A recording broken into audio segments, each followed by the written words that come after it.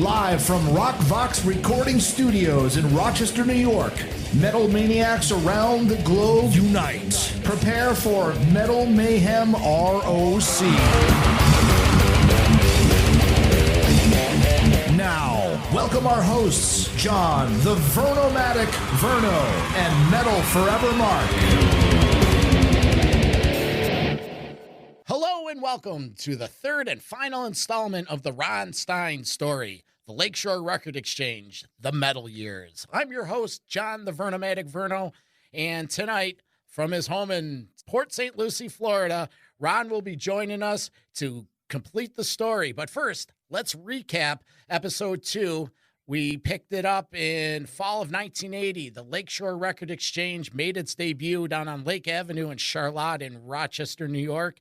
They developed a young but a very enthusiastic metalhead customer base led by two gentlemen that had knowledge of the new wave of British heavy metal material. Ron invested some money in an overseas import operation and received his first installment of import records that quickly moved. Public access radio show debuted Metallic Overdrive to a huge success. Spring of 1983, the band Metallica comes to Rochester to do their debut album. And in the fall of 83, Lakeshore, with its three-headed monster of in-store traffic, the Metallic Overdrive radio show, and the increasingly popular mail order operation, Lakeshore Record Exchange is ready for the next step. So again, live from Port St. Lucie, Florida, Ron Stein. Hey, John, how you doing tonight? Oh, we're doing well. The sun's beaming through the studios here at Rock Vox in Rochester, New York.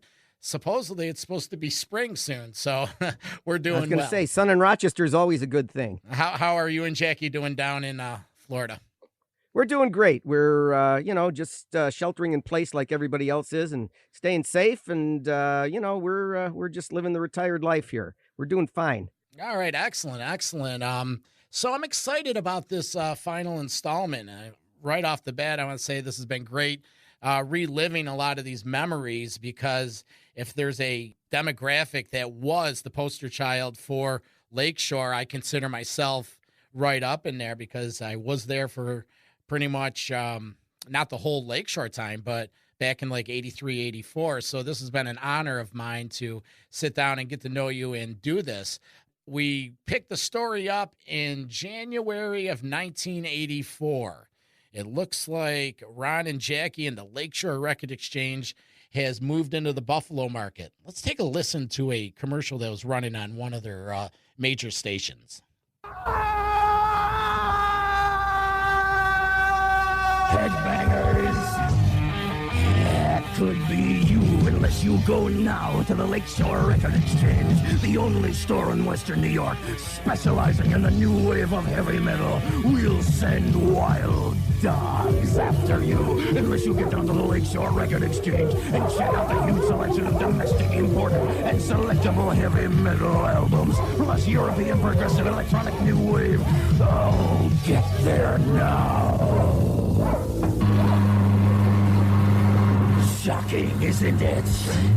Well, it could be you unless you bring your used LPs to the Lakeshore Record Exchange. They buy and trade quality used LPs, and those for you that refuse to come, we'll send rats after you. We'll send wild rabid rats to your house. To order your free mail order catalog of heavy metal albums, just write Lakeshore Record Exchange, 4402 Lake Avenue, Rochester, New York, 14612, or call 663-1447. The new Crocus album is entitled Headhunter. Here's the title track, Crocus, New Crocus, on Monday Metal Madness from Woo FM. All right, so it looks like Lakeshore invaded Buffalo. Tell me the story.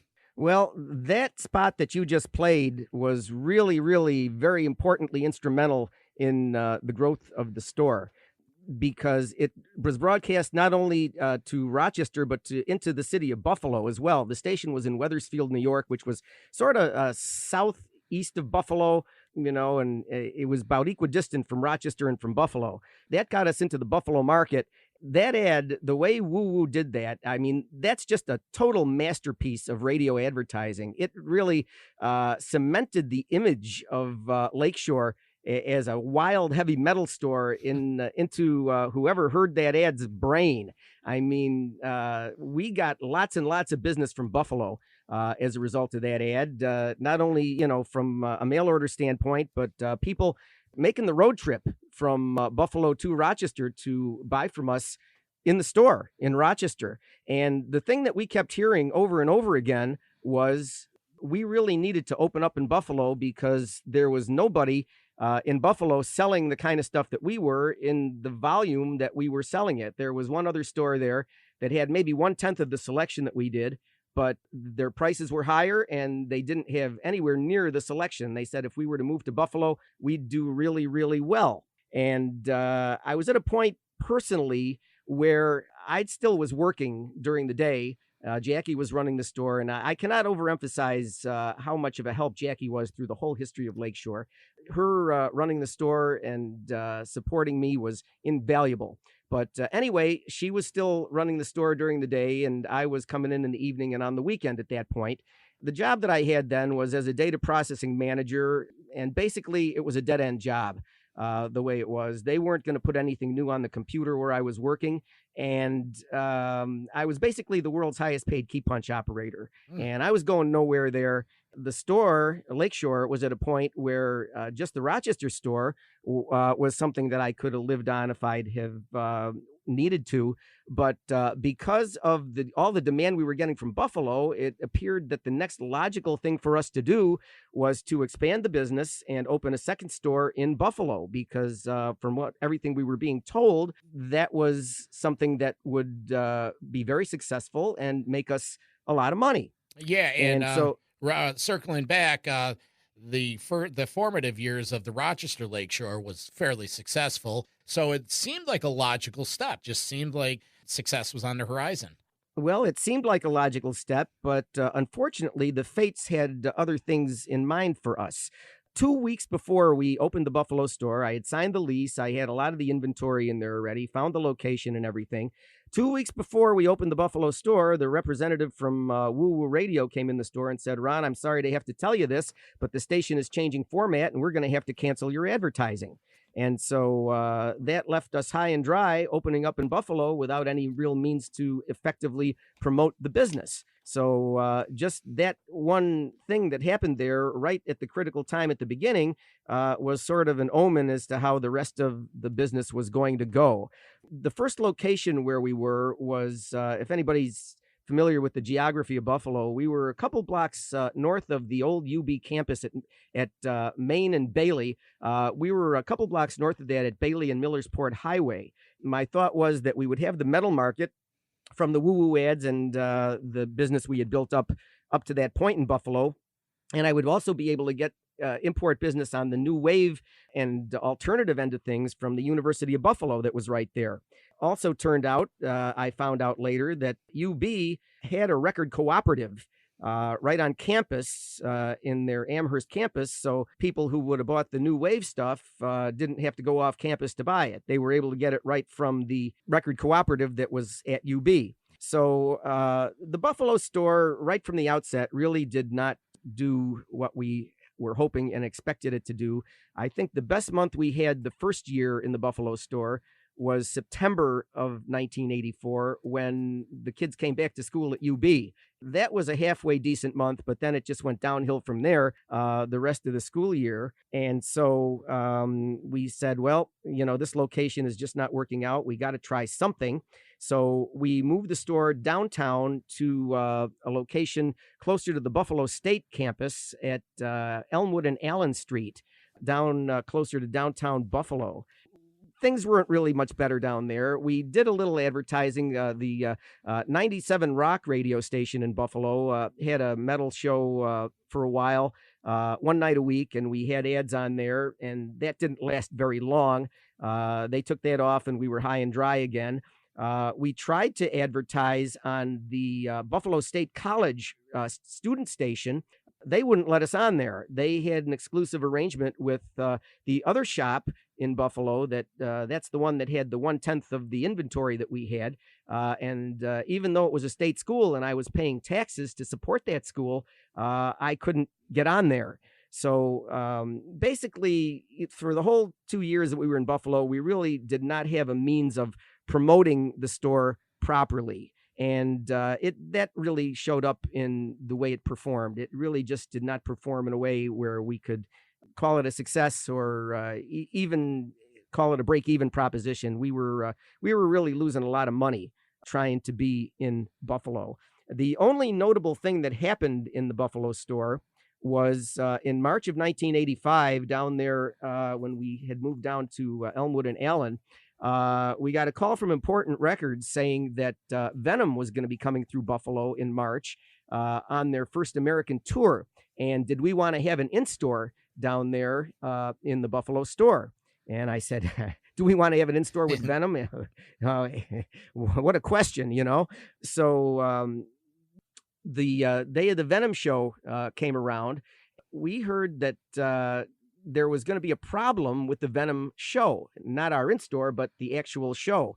The guitar player for Venom, Mantis, apparently had gotten sick and gotten replaced on the tour by another guitar player from the British band Rage. The guy who was the replacement guitar player did not have a green card to work in the United States. So when Venom came over the border, I guess their previous gig had been in Toronto or someplace in Canada. They came over the border and they were told by immigration, you guys aren't playing because your guitar player doesn't have a green card. So it turned out that the only place Venom appeared in Buffalo that trip through was in our store at the in-store. And that was really a very, very crazy day. It was barely controlled chaos in that store.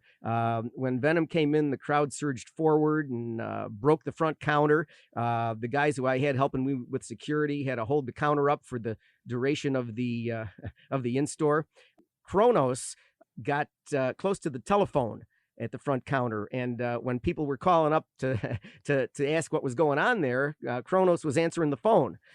Well, there we have a Lakeshore Record Exchange photo gallery picture page at metalforever.com where you could go and look at some of these photos from the Venom in-store appearance. And that was, those keeping track at home, that was Venom when they're on tour in 1985 on the Ultimate Revenge tour with Slayer and Exodus.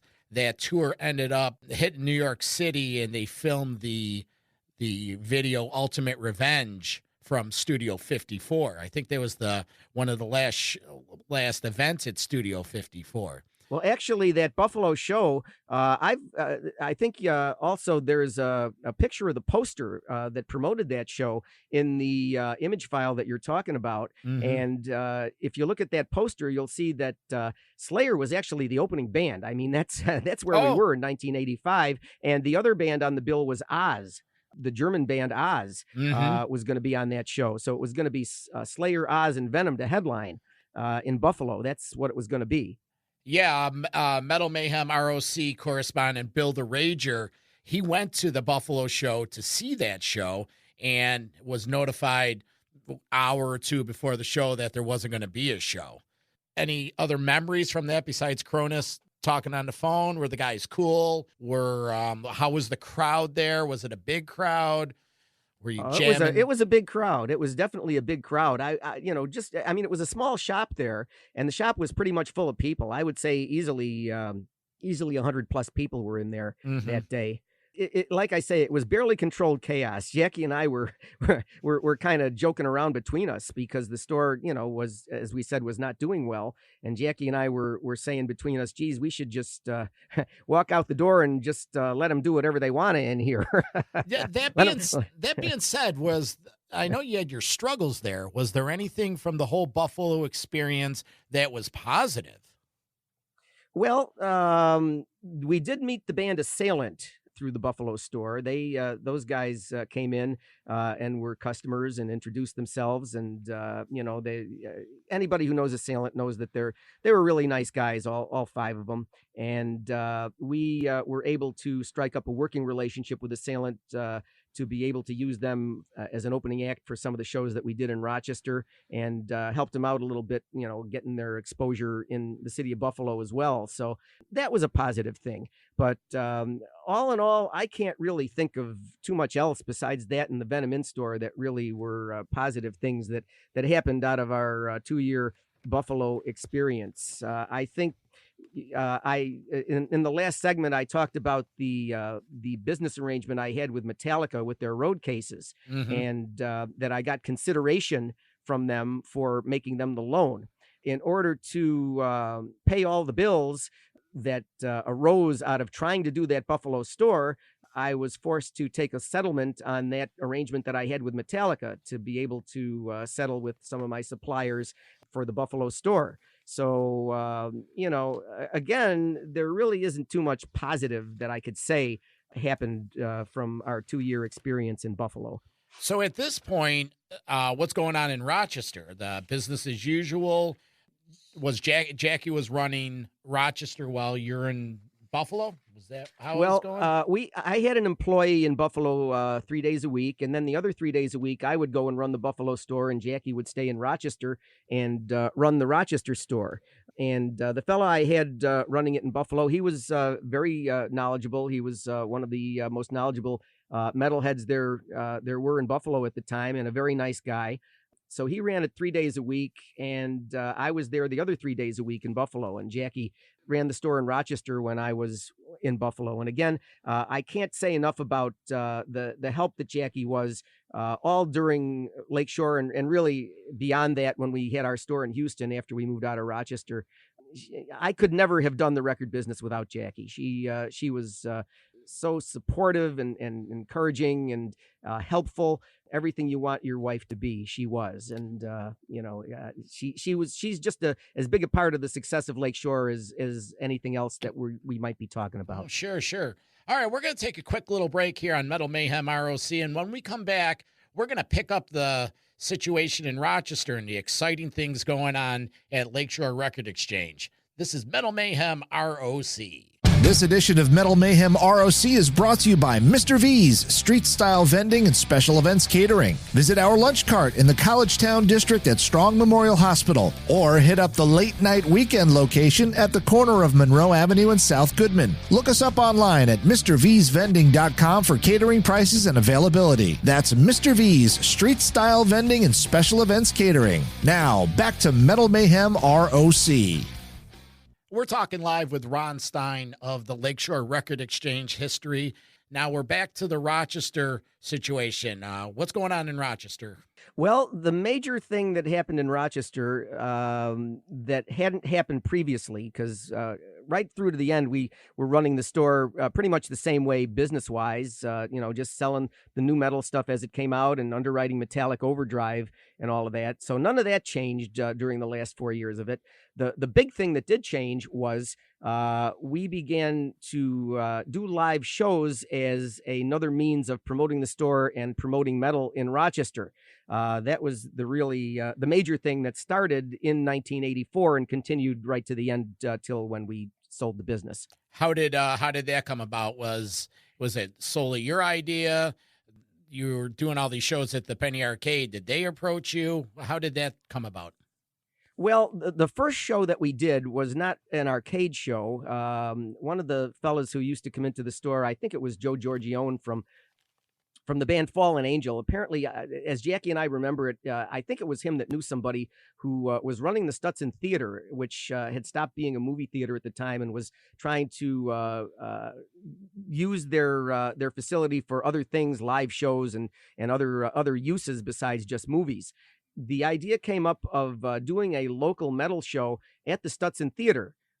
So Joe got his band Fallen Angel. We got Assailant from Buffalo, and in August of '84, we got involved doing a little show at the Stutson Theater with the two local bands.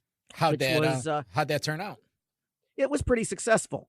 The only the only problem we had was there was one crazy lady who came in there and was going to call the cops on us because the bands were using 4-letter words. But other than that, it was pretty successful. It was a nice enthusiastic but mellow crowd. There wasn't any problem of any kind, security-wise or violence-wise or anything like that. And we did okay with that. So, that was pretty successful.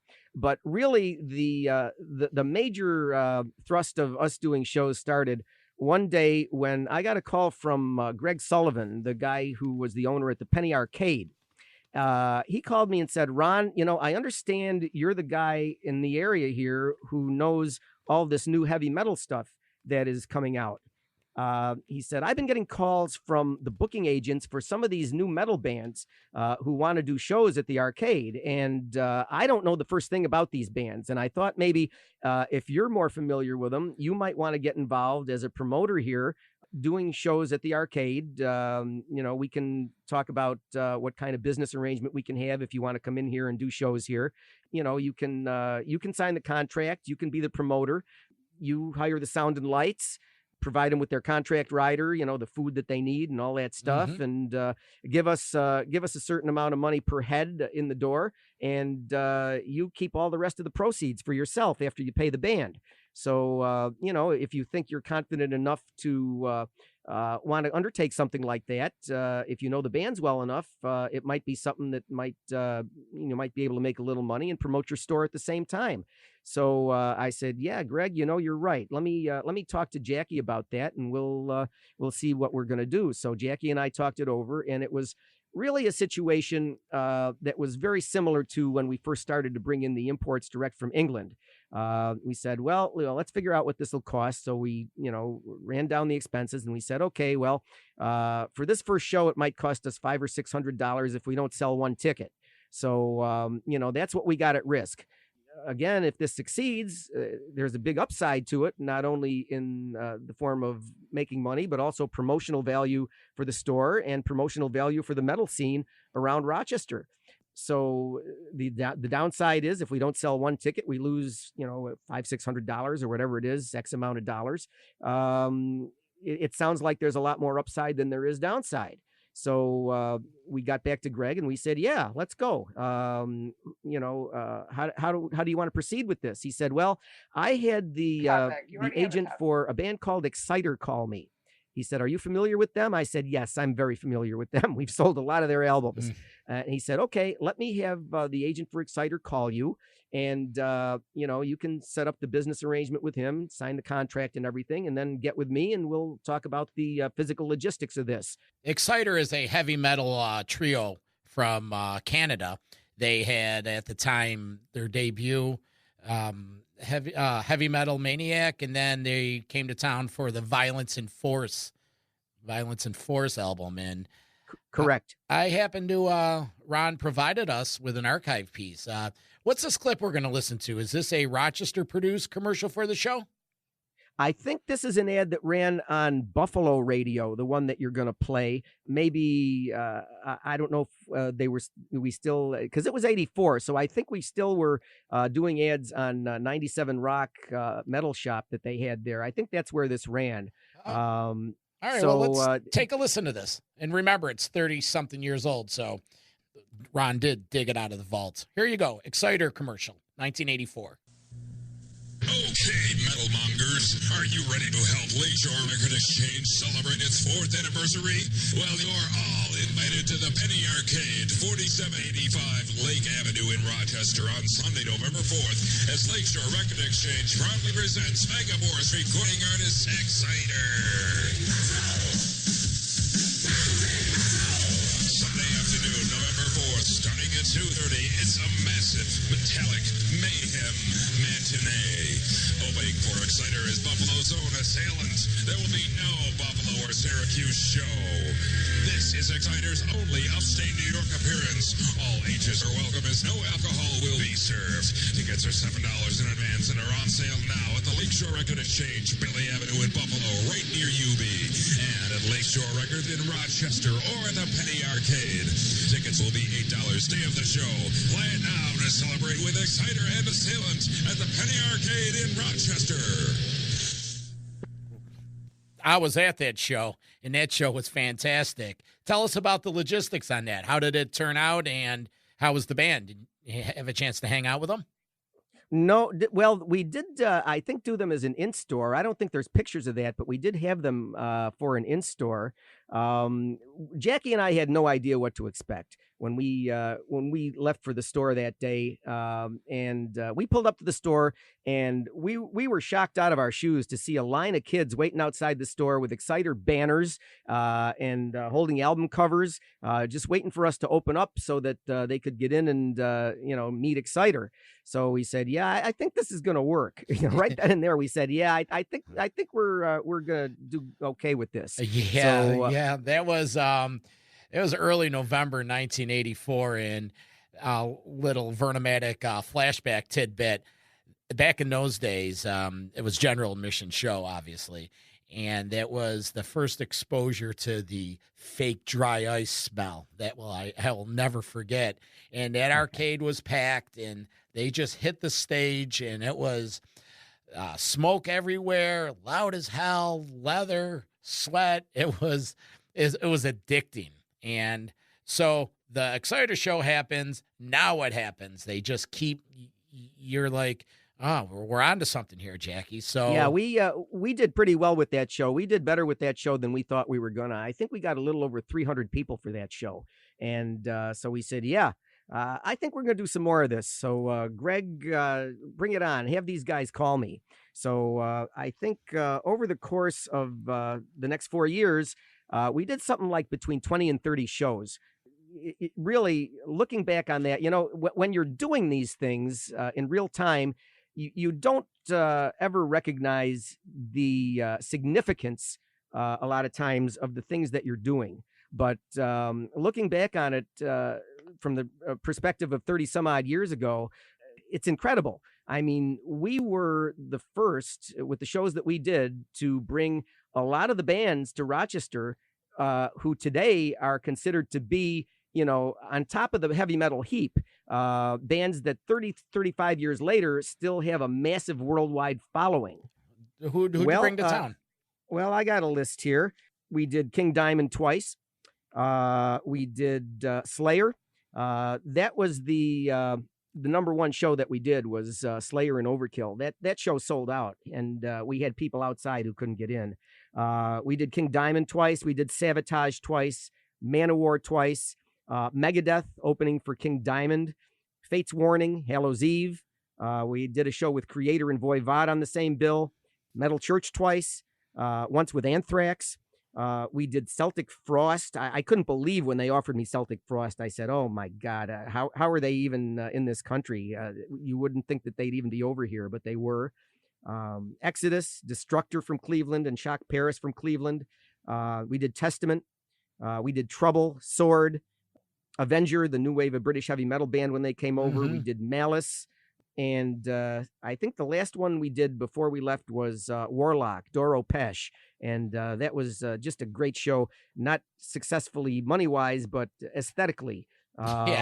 She's such a great girl and such a great singer. And, she's another one. She's still going now, and she has such a big following. We also got into doing a little bit of punk stuff, too. We did shows with MOD, Billy Milano. Yeah.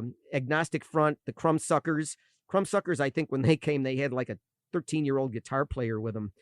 And the British punk bands Discharge and GBH, we did them, too. Excuse me, but one of the really cool things is that we got to experience here in Rochester is there's a term called the Big Four. Most metalheads know what it is, but the Big Four is the big four metal bands of thrash that have gone on to Hall of Fame careers: Metallica, Slayer, Anthrax, and Megadeth. Ron and Jackie brought 3 of the 4 to Rochester in Slayer, Anthrax, and Megadeth, and had a direct support tie with Metallica when Metallica was here. So that's the kind of connection that Ron established in Rochester, New York in the early 80s and mid 80s that is really the root and the fabric of what we're trying to tell people about this story, that it was a unique situation. We are lucky to be here at this time. And as we continue telling the story, it just gets better. But you mentioned that you brought a band, Malice, to town. I have a clip from Metallic Overdrive show where they're talking about Malice. Let me play this real quick. On Sunday, January 5th, the Lakeshore Record Exchange presents Atlantic recording artist Malice at the Penny Arcade for 2 shows. The first show will be at 2 o'clock. That'll be at 5 o'clock. That'll be an all ages show. And the next show will be at 10 o'clock. That's for 21 over, for all the alcoholic people like me. Tickets will be $4 in advance, $5 a day of the show. Malice will be at the Lakeshore Record Exchange at 3 o'clock for an in-store appearance to sign records and whatever else you want. Well, so Malice came in for an in-store. Any memories of that afternoon? No, I remember them being pretty nice guys. We didn't have too much trouble at all with hardly any of the bands. There's one story I'll tell you when we get to that point in what we're going to do here. But for the most part, all of these bands, despite maybe some of the rough, violent image that some of them may have, they were all very nice, personable, professional guys, very friendly. We didn't have any trouble doing in stores with any of them, even the ones that you would think might be a little bit of a problem. They were all just nice as they could be and very professional, and we had no trouble at all. That's cool. We're talking with Ron Stein from Lakeshore Record Exchange, and we're going to segue into a segment on Metal Mayhem ROC that we call Mount Rushmore. Now, the theme of this is Mount Rushmore, top 4 of any subject. So tonight, I asked Ron to put together his top Mount Rushmore 4 best concerts that he was able to put together at the arcade. And after this little tease, this little promo, we're going to get Ron's answers. Many have tried, most have failed, only a few survived. This is the Mount Rushmore of Metal. So about 25 shows Ron and Jackie Stein promoted at the Penny Arcade. And what's your Rushmore of shows, Ron? Well, number 1 has to be Slayer with Overkill to open. That one stands over and above the rest of them because that one sold out. And as I said, we had people standing outside who could not get in for that show. And, looking back on that, Slayer has been, one of you call them the top 4. They've been one of the top 4 ever since that show, over 35 years ago. So, as I say, you never really understand the significance of what you're doing a lot of times when you're doing it. It's only in retrospect when you look at, how things, developed and evolved after you did it, that you can look at it and say, wow, we really did something there, and even on Facebook, I've had probably 100 at least of my old Lakeshore customers find me on Facebook one by one. And they all say the same thing. They all say, Ron, we have to thank you and Jackie for everything you did for us during our teen years. You brought us these bands, and we saw them in their infancy. All the records that we bought from you. Saturday night and Friday night Metallic Overdrive was a weekly ritual for us. It influenced our taste in music. We have such great memories of our teen years because of all the things that you guys did. And you just don't realize that stuff when it's happening, but you look back on it and say, wow,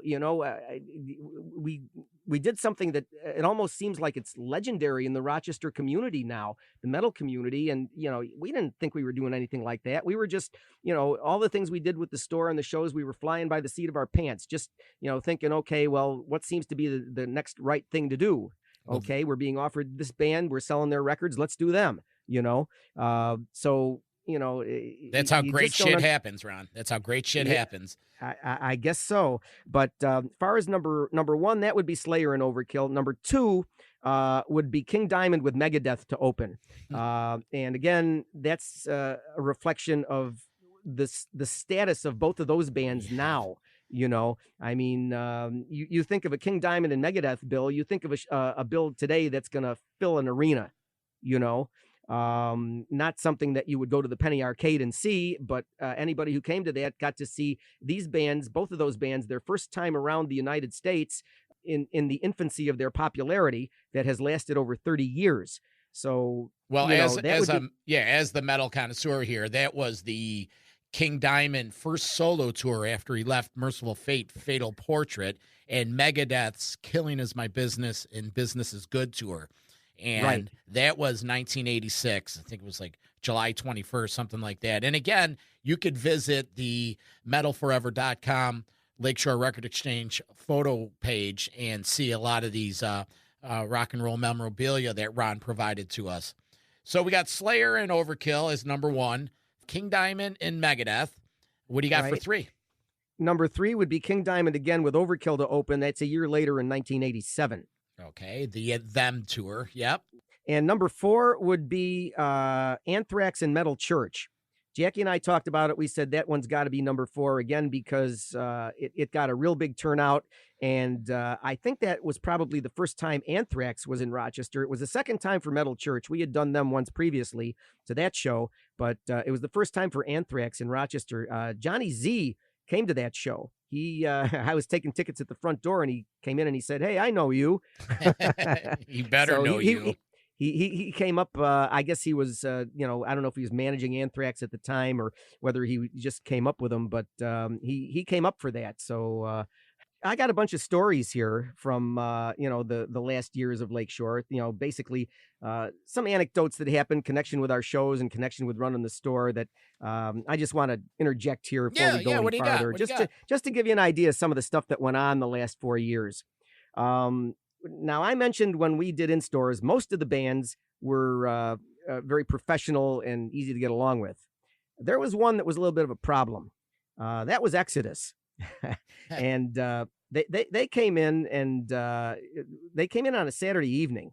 And when they came in, their manager came up to me and said, "Ron, I've been having a lot of trouble with these guys going around the country because they seem to be a little bit unprofessional, and they need to do a little bit of growing up." The guy who was their road manager, had been the road manager for Jefferson Starship and a bunch of other big name bands, and he wasn't used to this kind of stuff.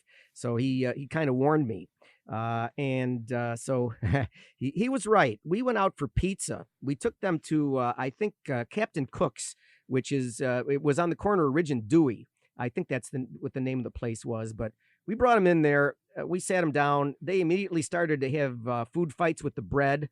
They must have ordered 10 or 15 pitchers of beer between them, throwing stuff around.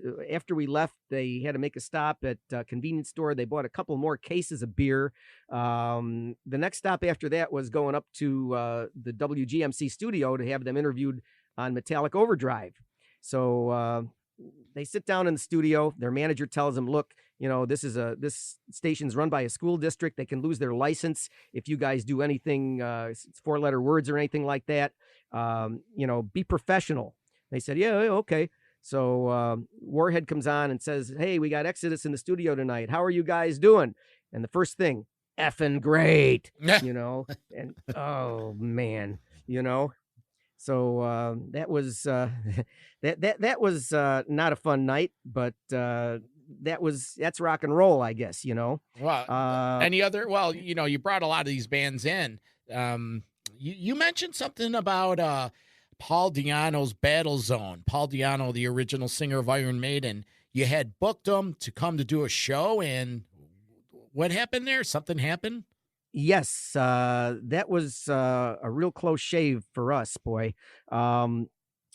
You would have thought that Paul Di'Anno, being the first singer for Iron Maiden on their first 2 albums, would be a big name that everybody who was into metal at the time would want to see. You would think that. And everybody who booked that tour, me included, all the places who booked him all across the country, also thought that. Except that's not the way it worked. We booked Paul Di'Anno, and it was an expensive show. it was, I don't know how much it was, but it was well into four figures, the total expense for that show. And we ended up selling, by the day of the show, we sold about 20 tickets. And it just surprised the heck out of me. And after talking to the agent, he said, yeah, that's what's been happening all across the country with this show. Apparently, people don't know who he is. And I found that hard to believe, but I was seeing the result of it. And we were going to take a real financial bath on that show. So as luck would have it, the day of the show, it was a 6 o'clock all ages show at the Penny Arcade.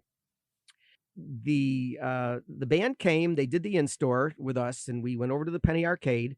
Their road manager was there, but their gear was not there. They were coming from someplace in the southern tier, I think, wherever they had their last show. And apparently what happened was the guy driving the truck with their gear got lost. And it was getting to be 4 o'clock, 4:30, 5 o'clock. They should have been, set up and doing their sound check already. And no, they weren't there, nowhere to be seen. Their manager couldn't get them on the phone, didn't know where they were. So we said, look, we can't, do this much later because Greg needs to have the show over with at the arcade here so he can get his regular, drinking crowd in tonight. So we can't, we can't do this if it's going to be much later. So the road manager said, okay, well, if we get to the point where it's time to open the doors and the gear's not here, we're just going to cancel the show. Is that okay? I said, yeah, that's fine. So it got to be 6 o'clock, no band. Manager put up a sign on the door, show canceled. We shook hands. He left. 10 minutes later, their gear showed up. Oh, well, snooze, you lose. Well, yeah, but it was real lucky for us because it saved me and Jackie quite a bit of money. Yeah, that's surprising. You would think a draw like Paul Diano, more than 20 tickets. That's what you would think. That's what every promoter who booked that tour across the country thought. He was on the first 2 Iron Maiden albums. They were still selling like crazy. How do people not know who this guy is? Yeah, but they didn't. They just didn't. Nobody was buying tickets. It was incredible. Nobody believed it anywhere in the country.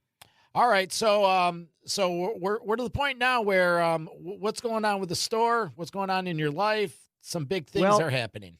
Well, there's a lot of cool stories I got here. Let me just run through a few of these real quick. Then we'll get to the end of things here toward the end.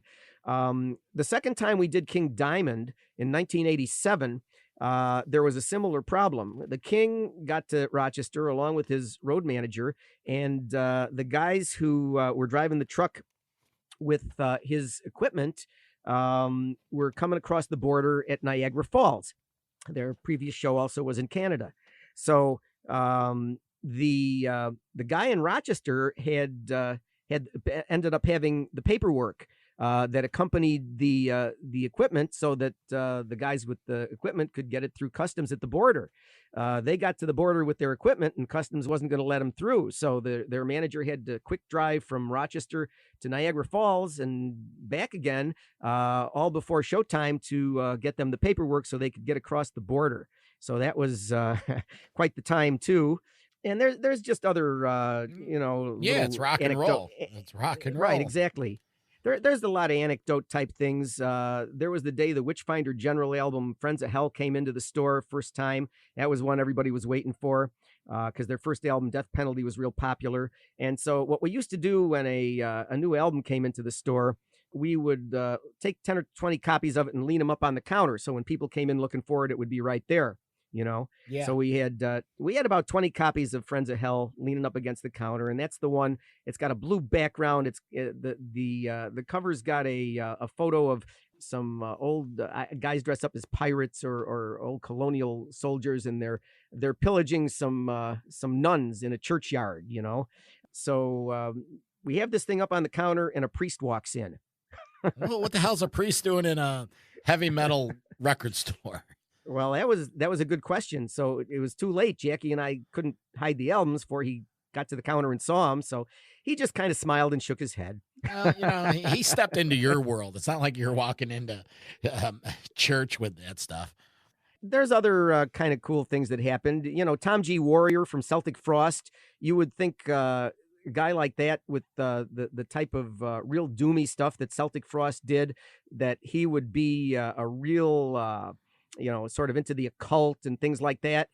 There's a picture in that image site that you're talking about of Tom G. Warrior at the front counter of our store buying an Aerosmith Greatest Hits cassette from Jackie.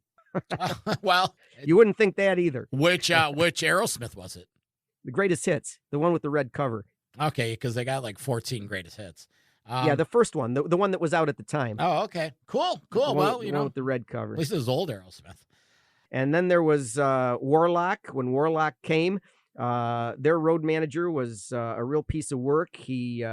Their tour bus pulled up at the front. We were supposed to have an in-store. He took one look at the store and said, "No in-store here," and went down to the club. I guess he didn't think Lakeshore was big enough to hold an in-store that was worthy of Warlock. Yeah. He didn't understand the underground metal scene, and I was having a lot of trouble with him. Bossing around the guys who I had doing security, and I had to take him out on the loading dock and back and say, "Look, buddy, you're not at L'Amour's here. Everybody volunteers because they like everybody's into the metal scene here, and they do it for the love of the music. This is not L'Amour's. You're not going to have any trouble here, and as far as the in-store, my money's on the line. I ought to get an in-store here, So, we ended up setting them straight, and I finally did get in the bus to meet Doro. When I get in the bus to meet Doro, she says, "Why we not have an in-store?" I said, "Well, you have to ask your road manager that, Wow. But there was a lot of funny things. There was one of our customers from Syracuse got himself dressed up just like King Diamond for one of the in-stores, and he came into the store right just before King Diamond was scheduled to get there. There were people lined up all the way, snaking through the store and out the door, and he walks in, and people thought he was King Diamond. Big cheer went up when he walked in, and he goes, "Thank you, thank you." Yeah, well, I was there for that. We're going to segue now into, you mentioned customers that reach out to you on Facebook. Well, I had a chance over last weekend to do a little research, and I came across a heavy metal site called Heavy Metal Rarities. And on this site, I saw, to my amazement, some old school metalhead that I have since become friends with right here in Rochester, New York, had posted in the online portion of the website cassette ripped versions of old Metallic Overdrive shows and old Metal Mayhem shows that I hosted back in the 80s when I started my broadcast career. Through all that, I was able to dig up Merciful Mike, that's his name, that's what he goes by. He was able to provide with me a vintage audio cassette of an interview that our very own Ron Stein did with Bob the Warhead Thomas from Metallic Overdrive on the night in 1988 when big things were going on in the Lakeshore years. And I'm going to run a promo for Lakeshore that used to run on the show. When I come back, Ron's going to tell us exactly what Lakeshore was up to in the late 80s. So we'll be right back. Metallic Overdrive is made possible on WGMC by the Lakeshore Record Exchange, Rochester's rock import specialist, featuring a complete line of heavy metal, progressive, and new wave music. The Lakeshore Record Exchange, 4410 Lake Avenue in Rochester. So, it's 1987, 1988. What's going on? Well, I got to a point at the end of 1987 where it sort of gradually became obvious to me that I needed to bring things to a close in Rochester, not only business-wise, but personally. I had personal stuff going on that I really made me think I really needed a change of scenery. And business-wise, when you got to the end of 87 and 88, that was when the CD era was starting. And very rapidly, what was happening was if you had an inventory at a store that consisted of mostly vinyl records, your inventory was getting to be worthless pretty quick because everybody was dumping their records and wanting CDs. They want digital. Sure.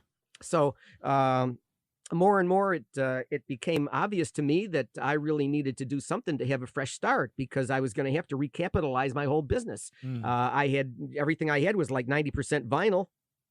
Nobody was going to be buying it. They were all coming in looking to buy CDs, so I needed to do something to maybe get a fresh start business wise and recapitalize the thing and start over again.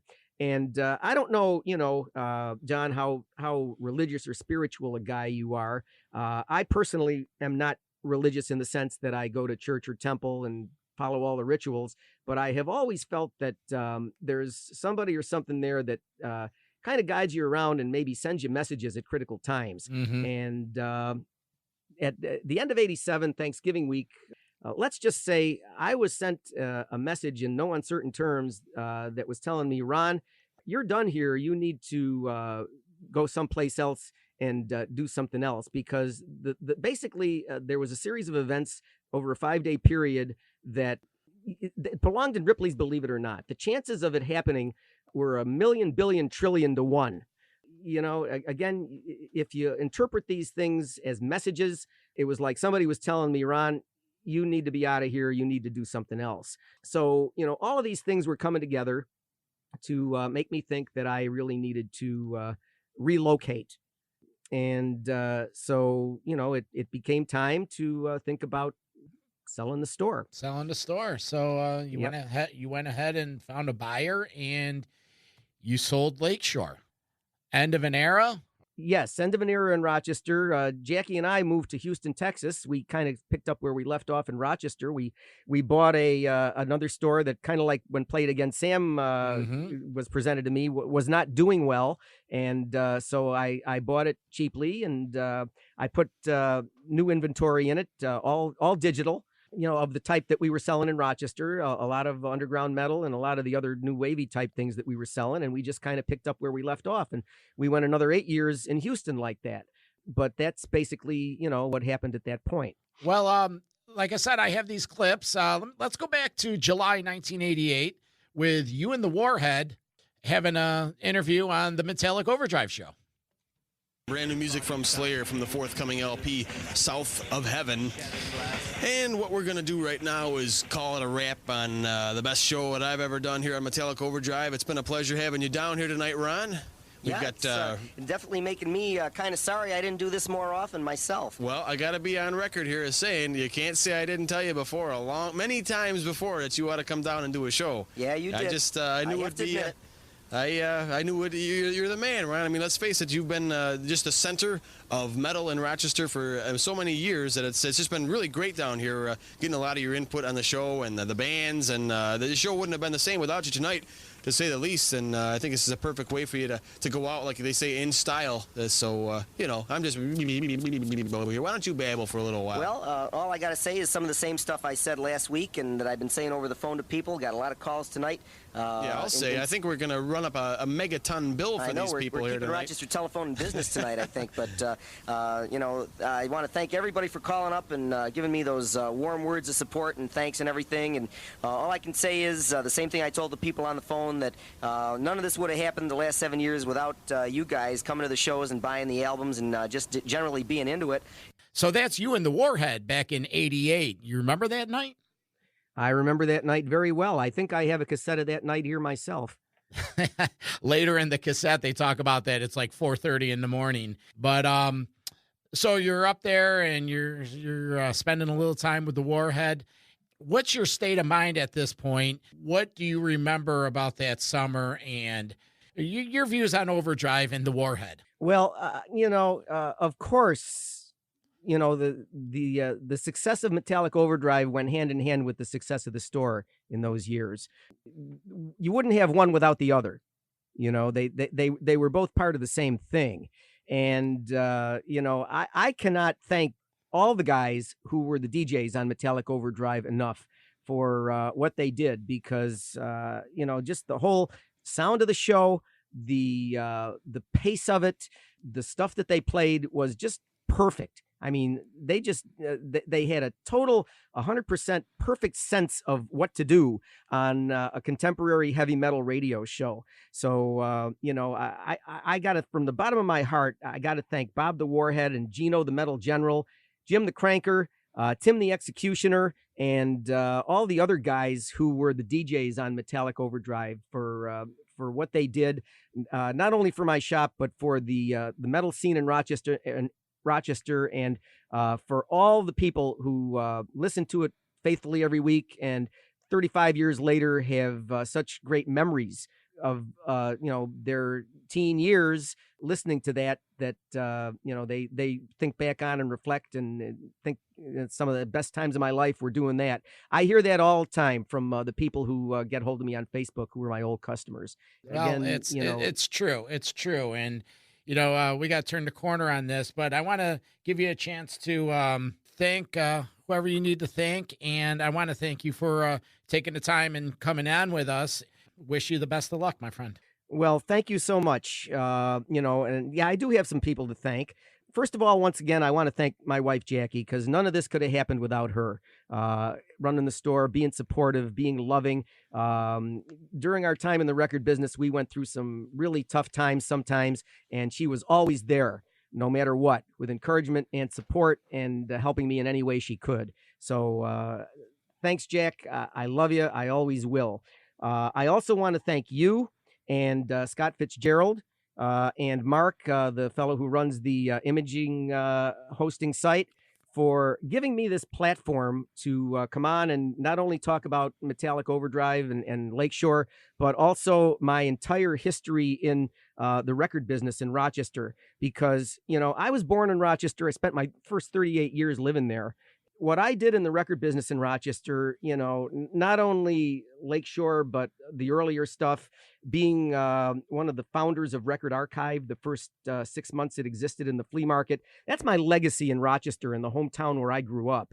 I want to thank you guys from the bottom of my heart for giving me the platform to talk about this and make a permanent record of it so people can hear it and they'll have some idea of what my personal legacy in Rochester is. Everybody, it's the best thing I ever did in my working life by a long shot, and everybody wants to be remembered for some of the things that they did when they were around. And with me, it's my legacy in the record business in Rochester. And I want to thank you guys so much for giving me the platform to come on here and explain my history, the stuff that I did, and, record it for posterity. Well, you're more than welcome, Ron. Thank you. And we do appreciate it. It's an important thing to me because over the years, I've tried to talk to people up in Rochester in the media about, talking to me about some of this stuff. It's basically been a brick wall up till now, till you guys got hold of me about this stuff. As far as my history with Record Archive, nobody knows about that except if you were there at the time in 1975 and 1976, because my partner there will never mention my involvement because of the disagreement that we had. So whenever he is written up for the history of Record Archive, I'm never mentioned there. As far as the rest of the media in Rochester talking about any of the stuff that I did while I was there, I could never get a fair shake from any of the media in Rochester. The couple times that they did articles that included me when I was there in the 1980s, there was one article they did where they allowed my first partner to insult me in print. There was another article they did about heavy metal in Rochester where they called me the older balding man behind the counter. And the final slap in the face from the Rochester media was when Lakeshore closed in 2017. There were probably, I counted about 8 different articles, at least on the internet, that were put there by all the different Rochester media about the closing of Lakeshore. And they all said the same thing. They all said it's closing after 29 years. And when they said 29 years in 2017, that completely ignores the 8 years that Jackie and I ran it and did all the stuff that we did with the heavy metal stuff. And to me, that stuff is probably a lot more historic and memorable than anything that happened with the store later. Not to say Andy didn't have a good run there, but I mean, as far as historic stuff, the stuff that we did with those shows has got to be at least as noteworthy as anything that happened afterwards. they completely ignored the 8 years that Jackie and I had it and doing all the things that we talked about in this whole series of podcasts that we're doing here.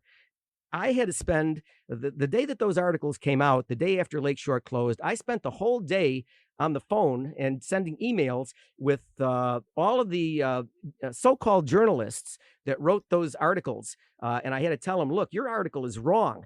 It isn't 29 years, it's 37 years. And I know this because I'm the guy that started the business and ran it the first 8 years. So, you guys had better make some corrections here because your article is mistaken.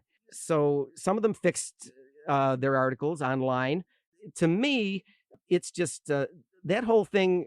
It was just a prime example of the worst lazy ass journalism that there could be. Wherever those people went to school to learn journalism, they ought to get hold of those schools and get their money back that they paid for tuition, because apparently nobody taught them how to double check what they read. Basically, the articles they did were based on one Facebook post, and they didn't do any other further research. They didn't double check to see whether they were writing was accurate. All they would have had to do was look at the Lakeshore Record Exchange website, the history page, and they would have seen the entire history of it. But none of them did that. And I'm sorry, but to me, that was just the final slap in the face. And it was just example after example of lazy ass journalism. And I hope somebody who wrote those articles is listening to this right now, because you deserve to hear that. Okay, rant over. Thanks, John, for letting me vent my spleen here. Wow. It's the wisdom of Ron Stein, the Lakeshore Record Exchange, the metal years. Again, Ron, thank you for taking the time these last 4 or 5 weeks.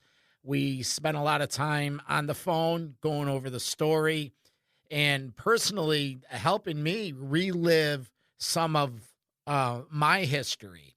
And I put together a closing for this, but I want to read something that really exemplifies part of what you established for myself and for the rest of the people that went through all this. I'm going to quote the late, great Neil Peart from Rush, who passed away at the beginning of this rotten year. And this is from the song Time Stands Still. It's a few lines. Summer's going fast, nights growing colder. Children growing up, old friends growing older. Freeze this moment a little bit longer. Make each sensation a little bit stronger. Experience slips away. Experience slips away. The innocence slips away. We'll be back in 1 minute.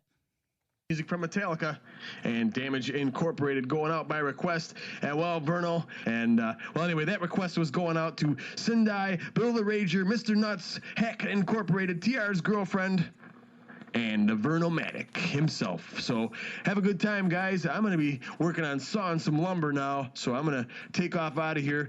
But I do have just about 20, maybe 15 seconds of tunes, and then I'm out of here. The relentless attack of Metallic Overdrive, brought to you exclusively on WGMC Grease. Take it light, but keep it heavy. And kill all fails, too.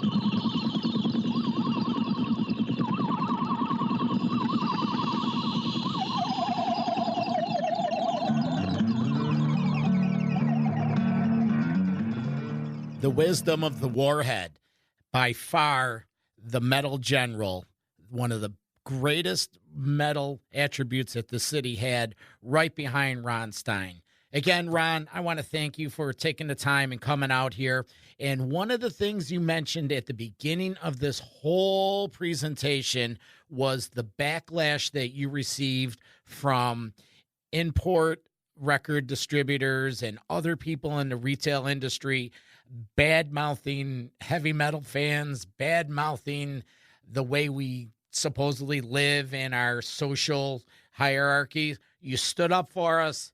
You are our voice. And we're going to go back to 1988. And these were the kind words you had for us. This is the Vernomatic. This is Metal Mayhem ROC. and we'll talk to you soon. Thank you. But what can we say? We're getting crazy down here. It's 4:25 a.m. and I think that's pretty much going to end it up. Unless you got anything else that you'd like to add? I think I've said it all. Last week when I was on, I thanked all the DJs that have been involved in it, and I'm eternally grateful for their participation and everything they've done. I thanked all the people who have been into the metal scene all this time, everybody who listens to the program and came to our shows and buys records at Lakeshore.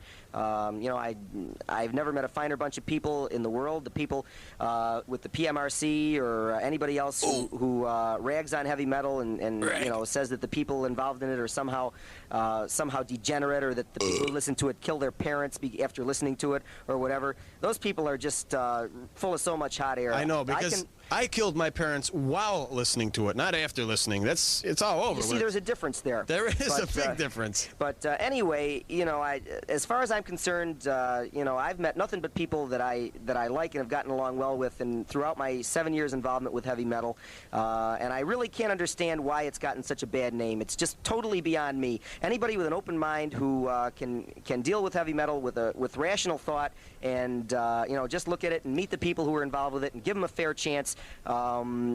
There is no reason in the world that you would say that these people are any different than anybody you'd meet in any other walk of life. Wow. I said that 32 years ago, but I'd say exactly the same thing right now.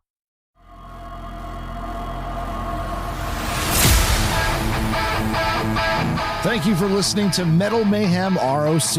Check out our website, metalmayhemroc.com or metalforever.com for more information on upcoming concerts, interviews, archives, and more. Please rate and review the show wherever you get podcasts.